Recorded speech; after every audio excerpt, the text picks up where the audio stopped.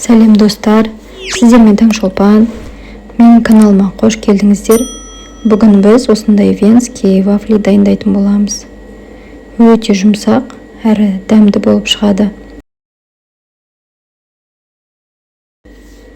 Вафлиімізді дайындау үшін ең алдымен жұмыртқа, сүт, ерітілген сары май, қант, ұн, разрыхитель қажет болады.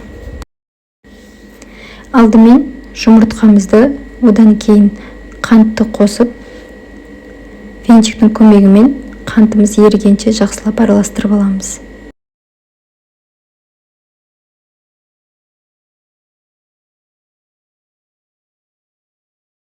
Одан кейін ерітілген сары майымызды және де сүтімізді қосып, тағы да араластырып аламыз.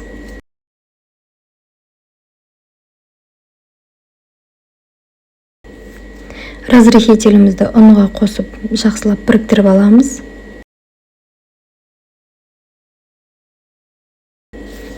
Ендігі кезекте ұнымызды екі бөлікке бөліп, қою масса шығаратын боламыз.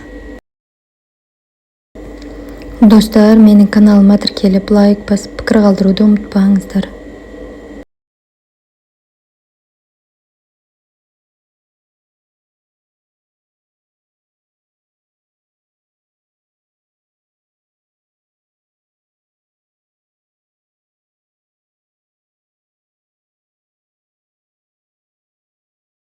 Мінекей бізде осындай қоюлықтағы қатты сұйық емес, қатты қою емес, осындай масса шығу қажет. Алдан ала қыздырылып тұрған вафельницамызға қамырымызды салып, жақсылап екі жағы қызарғанша 5-10 минуттың көлемінде ұстап пісіріп аламыз.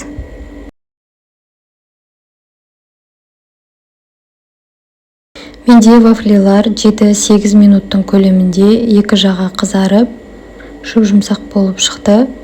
Сіздерде вафельница қандай болса, соған қарай өздеріңіз 5 минут, 10 минуттың көлемінде ұстап, осылай қызартып пісіріп алсаңыздар болады.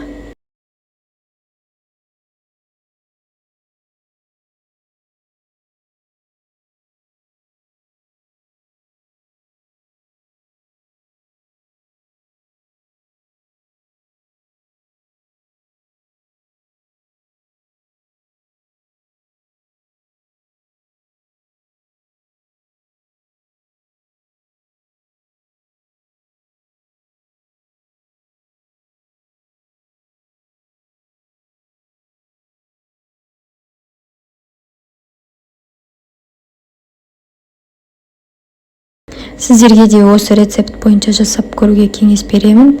Жасап, комментарийға өз пікірлеріңізді қалдырып кетіңіздер.